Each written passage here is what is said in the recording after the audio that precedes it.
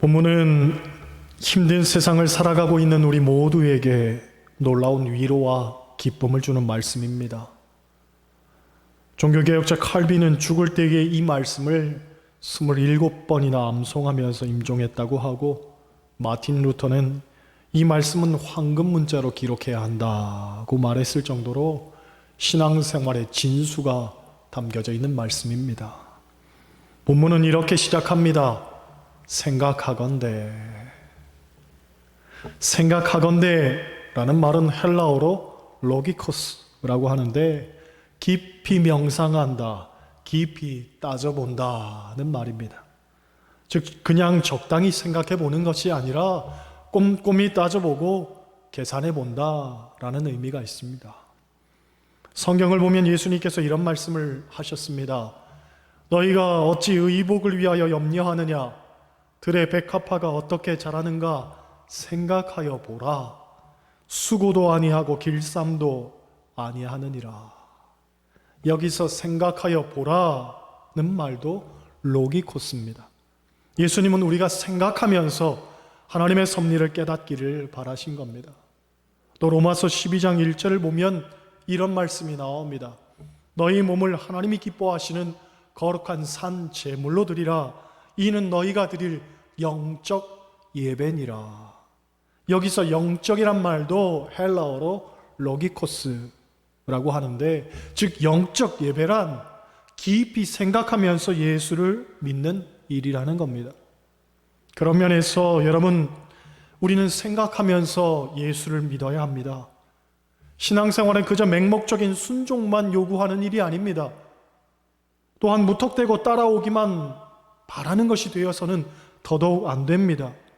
그리스도인은 끊임없이 생각하면서 스스로에게 질문을 던질 수 있어야 됩니다. 이것이 과연 하나님이 기뻐하시는 일일까? 하나님은 나에게 무엇을 원하실까? 나는 하나님을 위해 어떤 일을 해야만 할까? 그동안 한국교회는 믿음이란 이름으로 이성을 제한해 왔습니다. 곧 생각하지 말고 덮어놓고 믿으라는 겁니다. 물론 우리의 이성이 하나님 위에 있을 때에는 이성이 해가 되고 장애가 될 수 있습니다. 하지만 하나님이 주신 이 이성으로 하나님과 깊이 교제할 때는 그것으로 인해 놀라운 영적 깊이를 갖게 되는 거죠. 우리가 흔히 학교 교육의 병폐를 말할 때에 주입식 교육을 언급합니다. 주입식 교육이란 개인의 이성과 생각을 무시하고 일방적이고 획일적으로 교수하는 방식입니다. 그런데 이 주입식 교육이란 말이 어디에서부터 왔냐면 중세 카톨릭 교회에서부터 왔습니다. 곧 교회가 교인들을 가르치는 방식이 주입식, 즉 일방적이고 억압적이더라는 말이죠. 하물며 세상에서 아이들을 가르칠 때에도 더 이상 주입식 교육을 권장하지 않습니다. 자율적이고 창의적 교육을 말합니다. 그런데 교회가 하나님의 백성들을 키워내는 데 있어서 여전히 중세 시대의 주입식에만 머물러 있다면 얼마나 부끄러운 일입니까? 때문에 믿습니까? 아멘! 하던 시대는 오늘을 살고 있는 우리에게는 더 이상 합당치 않습니다. 신앙생활은 깊이 생각하고 고민하면서 해야 되는 겁니다. 근본에 코로나19로 인해 교회에도 사회적 거리두기에 대한 지침이 있었습니다. 가급적 보름 동안 교회 문을 닫아두기를 권고한 겁니다. 물론 이것에 대한 다양한 생각들이 있습니다. 저 개인적으로도 많은 고민이 있었습니다.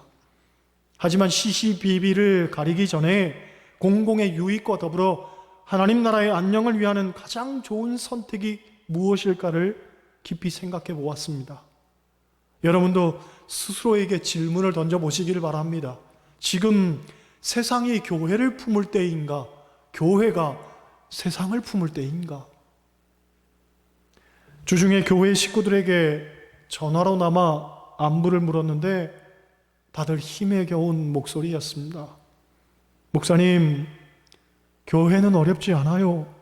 목사님 힘내세요. 그러는데 얼마나 마음이 아프던지요. 그분들이 더 힘들면 힘들지 제가 더 힘들겠습니까? 어떤 분은 교회 통장 계좌번호 가르쳐 달라고 하는데 다들 힘들고 어려운데 그래도 되는 건지 싶은 겁니다. 여러분, 우리의 이성은 하나님이 만드신 겁니다. 그 이성으로 깊이 생각하면서 공감도 하고 고민도 하고 때로는 아파도 하면서 그러면서도 관용도 하고 양보도 하고 그러는 게 신앙생활 아닙니까? 내 생각만 생각이고 내 주장만 관철되어야 하고 남들이 뭐라 하건 다 필요 없고 나는 오직 나의 길을 간다. 그런 무대포 신앙을 양산하는 게 온전한 신앙생활은 아니란 말입니다. 빌립보서 4장 5절을 보면 이런 말씀이 있습니다. 너희 관용을 모든 사람에게 알게 하라. 주께서 가까우심이라. 관용이란 쉽게 말해서 너그러운 마음이라고 할 수 있습니다. 곧 그리스도인은 너그러운 마음을 가진 사람이라는 것, 이것을 모든 사람에게 알게 해야 하는 책임이 있습니다. 깊이 생각하고 그래서 너그러운 마음으로 세상을 품을 수 있는 여러분 되시기를 바랍니다. 할렐루야. 오늘 본문을 보면 바울은 깊이 생각해 본 후에 이런 고백을 하는 거죠. 현재의 고난은 장차 우리에게 나타날 영광과 비교할 수 없도다. 본문을 보면 두 가지의 중요한 핵심적 단어가 나옵니다. 하나는 고난이고 다른 하나는 영광입니다. 먼저 고난에 대해서 본문은 현재의 고난이라고 말하죠. 곧 고난은 늘 삶 속에 끊이지 않고 존재한다는 겁니다. 여러분, 예수 믿는 사람에게 고난이 있을까요? 없을까요? 없었으면 좋겠지만 예수 믿는 사람에게도 고난이 있습니다. 잠언서를 보면 의인은 7번 넘어져도 다시 일어선다 라고 했는데 바꿔 말하면 의인도 7번 넘어질 수 있다는 겁니다. 예수님께서도 좁은 문으로 들어가라고 하시면서 그 좁은 문은 길이 협착하여 찾는 자가 적다고 했습니다. 곧 그리스도인으로 산다는 건 고난을 필연적으로 겪어야만 한다는 것을 의미하는 거죠. 시편 34편을 보면 의인은 고난이 많다고 했고 골로새서 1장을 보면 그리스도의 남은 고난을 그의 몸된 교회를 위해 채운다고 했습니다. 사도 바울은 디모데후서를 통해 너는 그리스도 예수의 좋은 병사로 나와 함께 고난을 받으라고 말했으며 디모데후서 4장 5절을 보면 고난받는 것을 전도자의 직무로까지 이야기를 합니다. 사실 고난은 아픈 겁니다. 아픔을 겪고 있는 분들은 당장은 자기가 겪고 있는 고난이 가장 큰 것으로 느껴지기 마련입니다. 그러나 바울은 외치죠. 현재의 고난은 장차 미래에 올 영광에 비하면 아무것도 아니다. 곧 궁극적인 면에서 볼 때 인간에게 가장 귀한 것은 현재의 쾌락도 아니고 돈도 아니고 명예도 아니며 내일, 즉 미래의 문제고 소망의 문제라는 거죠. 인간에게 가장 불행한 것은 미래가 없다는 것, 소망이 없다는 겁니다. 단테의 신곡을 보면 지옥으로 들어가는 입구에 편말이 하나 적혀 있는데 이곳에 들어오는 모든 사람은 소망을 포기할지어다 라고 써져 있다고 합니다. 여러분, 지옥이 왜 지옥입니까? 소망이 없으니 지옥인 겁니다. 병원에 입원한 환자가 참고 견딜 수 있는 건 그래도 치료가 다 끝나면 퇴원할 소망이 있기 때문입니다. 감옥에 있는 죄수도 그래도 견딜 수 있는 것은 형기가 끝나면 출소할 것이라는 소망이 있기 때문입니다. 그런데 지옥은 끝도 없고 피할 수도 없는 곳입니다. 웨슬리 목사님이 지옥에 대해서 설교하기를 여러분이 촛불에다가 손가락을 대고 몇 분이나 견딜 수 있습니까? 하고 묻죠. 잠시도 견딜 수 없는데 마가복음 9장 48절을 보면 지옥은 구더기도 죽지 않고 불도 꺼지지 않는 곳이라고 했습니다. 부자가 얼마나 뜨겁고 갈증이 났으면 나사로를 시켜서 물 한 방울이라도 혀 끝에 떨어뜨려 달라고 애원을 했겠습니까? 그런데 도무지 그 끝이 보이지 않는 데에 더 큰 고통이 있는 거죠. 지금 코로나가 우리를 힘들게 하는 이유도 질병 자체보다는 이 상황이 언제까지 지속될 것인가에 대한 기약이 없다는 겁니다. 한 주만 더, 두 주만 더 하던 것이 그게 한 달이 되고 두 달이 됐는데 좀처럼 끝이 보이지를 않습니다. 그러니 어떤 면에서 우리 모두가 지옥 같은 생활을 경험하는 겁니다. 하지만 이럴 때일수록 그리스도인은 소망을 가져야 됩니다. 오늘 본문이 있는 로마서 8장 24절을 보면 이런 말씀이 나옵니다. 우리가 소망으로 구원을 얻었음에 보이는 소망이 소망이 아니니 보는 것을 누가 바라리요? 만일 우리가 보지 못하는 것을 바라면 참음으로 기다릴지니라. 아멘. 곧 세상이 소망을 갖기 어려운 그때에도 소망을 갖고 사는 사람이 그리스도인이라는 거예요. 모두가 소망이 보이지 않는다고 말할 때에도 하늘 소망 품고 사는 사람이 그리스도인인 겁니다. 그러므로 우리는 현재가 아닌 미래를 보고 살아야 됩니다. 육신의 정욕과 안목의 정욕과 이생의 자랑이 아닌 내일의 소망을 향해서 살아야 된다는 말입니다. 제가 아는 목사님이 신학교 다닐 때 기숙사를 썼었는데 그 기숙사에서 일하시는 아주머니가 한 분 계셨습니다. 이분이 원래 부잣집에서 가정부로 일하던 분입니다. 그분이 일하던 집이 얼마나 부자였던지 그 집을 지키는 개가 말만한 녀석이 2마리가 있었는데 때때마다 1등급 한우를 썰어가지고 간식으로 준다는 겁니다. 큰 덩어리째 잘라서 개에게 던져주면 넙죽넙죽 잘도 받아먹는데 하루는 그 고기를 받아먹고 있는 개를 보고 있자니 집에 있는 자기 자식들이 생각나더라는 거죠. 부잣집 개는 사람도 못 먹는 비싼 1등급 한우를 덩어리째 잘라서 잘도 먹는데 자기 자식들은 가난해서 변변찮아 반찬 하나 제대로 먹지 못하고 사는 걸 생각하니 가슴이 아파서 더 이상 있을 수가 없더라는 거죠. 게다가 주인집 사모님이 늘 하는 말은 그 많은 돈 다 못 쓰고 늙는 것이 원통하다 그러는데 차마 볼 수가 없더라는 거예요. 그래서 부잣집에서 나와 떨어지는 부스러기도 별로 없는 신학교 기숙사로 오게 됐답니다. 하지만 신학교에서 일하면서 예수를 알게 되고 믿음을 갖게 되고 그래서 소망을 찾게 되었다는 거죠. 여러분, 세상 소망은 누려보아도 결국 허무에 빠지고 마는 겁니다. 그래서 이런 얘기가 있습니다. 어느 부잣집 청년이 자기가 사귀는 여자를 부모가 반대한다고 3번씩이나 약을 먹고 자살을 시도했습니다. 결국 부모님들이 허락하여 결혼을 했습니다. 그런데 몇 년 살다가 이혼했다는 거죠. 이혼 사유는 성격 차이였습니다. 세상에 결혼을 반대한다고 3번이나 약을 먹고 죽으려 했던 사람이 성격 차이로 이혼을 한단 말입니까? 얼마나 아이러니한 일입니까? 그런데 결국 그렇습니다. 세상 것은 목숨 걸 만한 것이 아닙니다. 세상 것은 궁극적인 것이 될 수가 없습니다. 초대 교부였던 어거스틴의 꿈속에 예수님이 나타나셔서 내 소원이 무엇이냐 하고 물었다고 합니다. 꿈속에서 어거스틴이 대답하기를 주님, 저는 아무것도 원치 않습니다.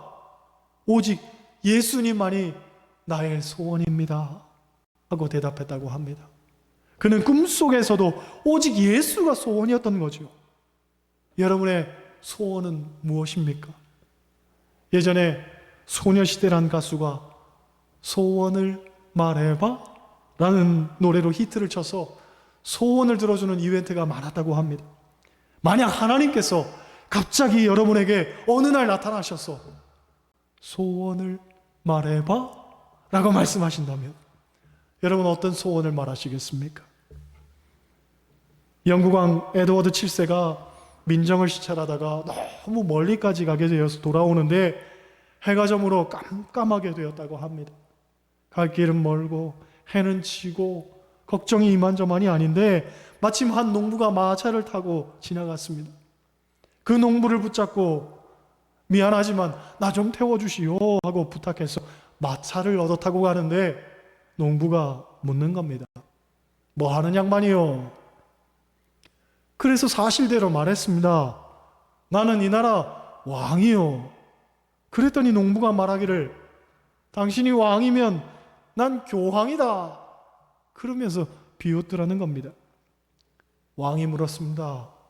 그러면 교황님 소원은 무엇입니까? 그랬더니 나는 새 마차를 갖는 게 소원이다 하더라는 거죠. 다음날 농부집에 갑자기 큰 소리가 나서 나가보니 왕의 호위병들이 찾아와서 편지 한 통과 새 마차를 가지고 온 겁니다. 편지를 열어보니 이렇게 써져 있었습니다. 교황님께 새 마차를 보내드립니다.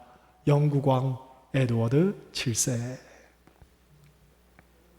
여러분의 소원은 무엇입니까? 사도 바울은 빌립보서 1장 20절을 통해서 자기의 소원을 고백하기를 나의 간절한 기대와 소망을 따라 아무 일에든지 부끄러워하지 아니하고 지금도 전과 같이 온전히 담대하여 살든지 죽든지 내 몸에서 그리스도가 존귀하게 되는 것이 소원이라고 했습니다. 대개 사람들은 다른 사람과 비교하다 낙심하죠. 그래서 오늘날 사람들의 소원도 절대적이기보다는 상대적이라고 합니다. 자꾸 비교하면서 소원의 눈높이만 커지는 거지요. 때문에 절대적이고 가장 고귀한 것이어서 그 무엇과도 비교할 수 없는 바로 그것을 우리가 소유해야 하는데 그것이 무엇입니까? 바로 하나님 은혜입니다. 현재의 고난을 장차 나타날 영광과 비교하면서 은혜를 받으면 이 세상 어떤 경우에도 우리는 자유할 수 있죠. 곧 비교할 수 없는 하나님의 은혜를 받아야지만 세상 것들이 시시해 보이고 무가치해 보입니다. 그리고 그 어떤 것에도 매이지 아니하고 자기 마음을 만족시킬 수가 있게 됩니다. 그렇습니다. 아무와도 비교할 수 없는 은혜, 어떤 것에도 매이지 않는 자유, 하나님께서 주시는 참된 기쁨의 삶, 이것이 바로 그리스도인이 받는 축복인 겁니다. 바울에게는 이러한 감격이 있었기 때문에 일평생 독신으로 지내면서도 주님 위해서 헌신할 수 있었습니다. 결국 그 감격은 영문 밖에서 목이 잘려 순교하는 데까지도 이르게 되죠. 삭개오에게도 이런 감격이 있었기 때문에 자기 재산의 절반을 가난한 자들을 위해서 나눌 수 있었던 것이고, 스데반도 이런 감격이 있었기 때문에 돌에 맞아 순교하면서도 자기에게 돌을 던지는 자들을 용서하고 그 얼굴이 천사와 같이 빛날 수 있었던 겁니다. 여러분, 고난은 일시적입니다. 그러나 하나님 주시는 영광은 영원합니다. 고난은 이 땅의 것이지만 영광은 하늘나라 것입니다. 우리가 이 땅에서 주를 위하여 고난을 당하면 당할수록 장차 우리에게 나타날 하나님이 주시는 놀라운 영광은 더욱더 빛나게 되는 겁니다. 이 사실을 생각할 때에 비록 우리가 이 땅에서 고난을 당한다 할지라도 우리는 기뻐할 수 있고 감사하고 즐거워할 수 있는 겁니다. 지금 우리 모두는 고난의 때를 겪고 있습니다. 하지만 현재의 고난은 장차 우리에게 나타날 영광을 생각하면 비교할 만한 가치가 없는 겁니다. 하나님이 주시는 은혜와 그 은혜 속에서 주어지는 영광을 생각하면서 영원한 소망 가운데 세상의 고난을 이기고 승리하며 사시기를 주님의 이름으로 간절히 축원합니다. 기도하겠습니다.